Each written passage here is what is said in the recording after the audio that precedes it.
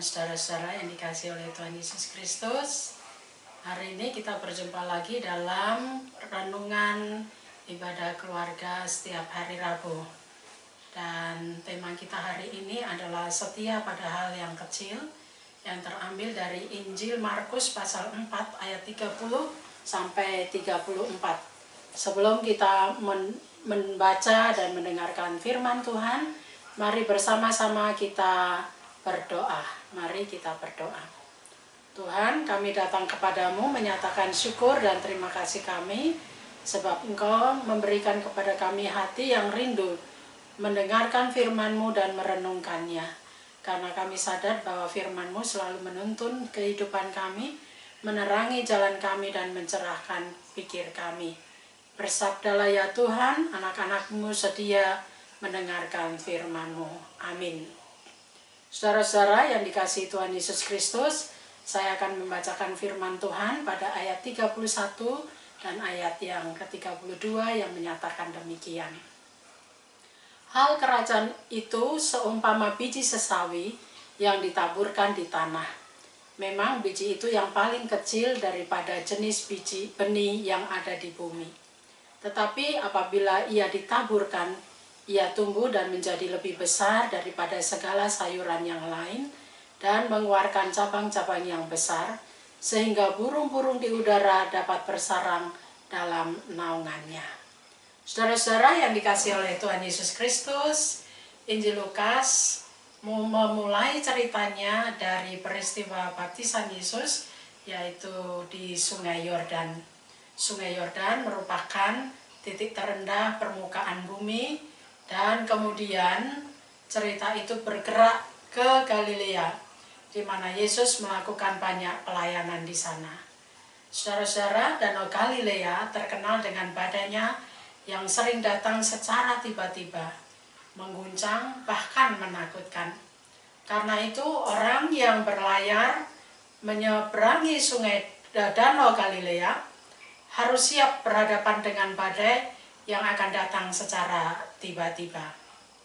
Saudara-saudara, bacaan firman Tuhan hari ini menceritakan kepada kita kisah perjalanan pelayanan Yesus melalui pengajaran-pengajaran yang disampaikan kepada pendengarnya. Yesus selalu menggunakan perumpamaan sebagai salah satu metode pengajaran, sehingga sebagai cara yang sederhana untuk menolong pendengarnya mengerti tentang pengajaran-pengajarannya. Dan bacaan hari ini Yesus memberikan pengajaran tentang kerajaan Allah dengan perumpamaan tentang biji sesawi. Biji sesawi adalah biji yang paling kecil, namun pertumbuhannya memberikan dampak kepada banyak orang. Pertumbuhannya sama seperti sebuah pohon besar, bahkan sebuah tafsiran atau sebuah sumber menyatakan pohon yang besar itu setinggi 4 meter dan dia tumbuh di wilayah Palestina. Hal ini disampaikan oleh Injil Markus pada ayat yang ke-32. Kerajaan Allah yang dimaksud oleh Markus di sini bukanlah suatu tempat, melainkan menunjuk kepada pemerintahan Allah atas umatnya. Keadaan pemerintahan Allah itu diumpamakan seperti biji sesawi yang sangat kecil yang ditaburkan di tanah. Siapa umat Allah yang dimaksud? Mereka adalah orang-orang yang beriman kepada Yesus, dan iman mereka kepada Yesus itu sangat berpengaruh besar dan berdampak bagi banyak orang dalam pengembangan kerajaan Allah. Iman kepada Yesus memiliki kuasa yang luar biasa. Meskipun terlihat kecil, namun dapat membawa manfaat yang besar bagi lingkungan. Hal ini nampak dalam kehidupan murid-murid Yesus yang bersedia untuk mendengarkan pesan atau firman Allah, serta mereka memberitakan pesan atau firman Allah itu melalui bukan hanya tutur kata mereka, tetapi melalui perbuatan-perbuatan yang mereka lakukan dalam kehidupan mereka setiap hari. Bahkan ada tafsiran yang menyatakan bahwa Yesus memberikan pengajaran itu supaya banyak orang mudah untuk memahami, dan ketika mereka memahaminya, mereka akan menyimpan pengajaran itu di dalam hati mereka. Ini terdapat di dalam ayat yang ke-33. Yesus menggunakan metode cerita ini untuk menolong pendengarnya memahami pesan atau firman Allah. Mengapa demikian, saudara-saudara? Oleh karena mereka yang setia pada perkara yang kecil dan dimulai dengan belajar bertanggung jawab terhadap perkara yang besar, melakukan hal-hal yang kecil, yaitu dengan mendengar, memberitakan firman itu melalui perbuatan yang akan mendatangkan dampak dan manfaat bagi lingkungan. Dalam tuntunan kuasa Roh Kudus, anugerah Tuhan itu berlaku atas mereka dan mereka menjadi pribadi yang dewasa.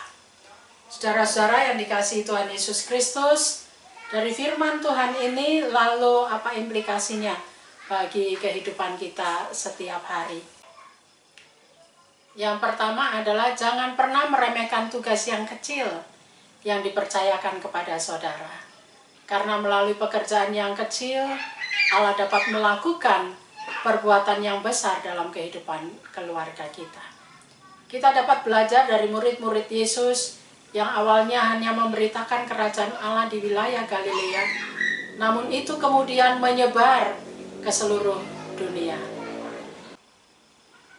Kita juga dapat memulai membangun nilai kesetiaan melalui kehidupan kita dengan melakukan hal-hal yang kecil bagi keluarga kita. Seperti misalnya, menyediakan waktu untuk mendoakan setiap anggota keluarga, mengingat hari ulang tahun mereka, menyediakan waktu di tengah kesibukan pekerjaan, menyediakan waktu untuk bermain dan bersenda gurau dengan anak-anak kita, dan sebagainya. Hal yang kedua, saudara-saudara yang dikasihi Tuhan Yesus, jangan pernah berkecil hati dengan permulaan yang kecil. Permulaan yang kecil akan membawa saudara pada kepercayaan orang lain untuk bertanggung jawab yang lebih besar lagi. Kalau saat ini saudara diberi tanggung jawab dari hal-hal yang kecil, maka itu berarti Allah sedang mempersiapkan saudara untuk melakukan perkara yang besar dalam kehidupan saudara. Seperti yang disaksikan oleh Lukas pasal 16 ayat 10. Barang siapa setia pada perkara yang kecil, ia akan setia juga pada perkara yang besar. Barang siapa tidak setia pada perkara yang kecil, ia tidak akan juga setia pada perkara yang besar. Saudara-saudara, ketika kita bersedia untuk memulai bertanggung jawab terhadap perkara yang kecil, maka kita sebenarnya sedang berada dalam proses pertumbuhan iman yang dewasa. Yang ketiga, saudara-saudara yang dikasihi Tuhan Yesus Kristus, penghalang dari penyebaran kerajaan Allah bukanlah Allah sendiri, melainkan manusia.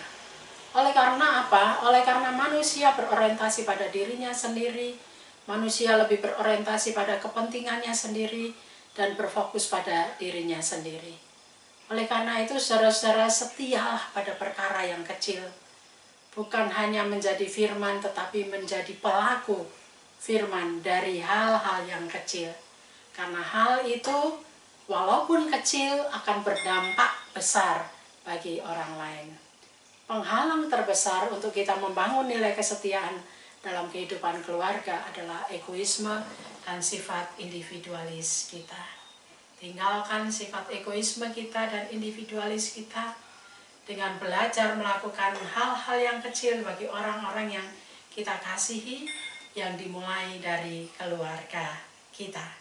Dengan demikian, saudara-saudara, kita akan menjadi alat berkat Tuhan dari hal-hal yang kecil yang kemudian Tuhan akan percayakan untuk melakukan perkara-perkara yang besar. Tuhan memberkati. Saudara-saudara yang dikasihi oleh Tuhan Yesus Kristus, sebelum kita mengakhiri renungan kita ataupun pertemuan kita pada malam hari ini dan menikmati waktu istirahat kita, mari kita berdoa. Tuhan, kami memohon kasih sayang Tuhan menaungi kami. Kami bersyukur bahwa Engkau mengajarkan kami tentang kesetiaan. Biarlah Engkau menolong kami untuk selalu setia melakukan hal-hal yang kecil dengan penuh sukacita, sehingga kami dapat menjadi alat berkat Tuhan, mendatangkan sukacita dan damai sejahtera bagi setiap orang yang kami jumpai. Dan saat ini malam yang menjadi bagian dari kehidupan kami, biarlah kami dapat nikmati dan kami senantiasa merasakan kasih sayang Tuhan dengan menikmati waktu istirahat kami, menikmati tidur nyenyak kami, dan esok hari kami bangun melakukan aktivitas kami, berkarya, bekerja, dan berjumpa dengan orang-orang yang kami kasihi maupun rekan-rekan kerja kami ataupun sama kami dimanapun kami berada. Ajarlah kami untuk memulai kehidupan kami dengan melakukan hal-hal yang kecil dalam kesetiaan, karena melaluinya kami senantiasa akan diberkati Tuhan. Terima kasih Tuhan, malam yang menjadi bagian dari kehidupan kami serahkan ke dalam tangan-Mu. Dalam nama Yesus kami berdoa. Amin.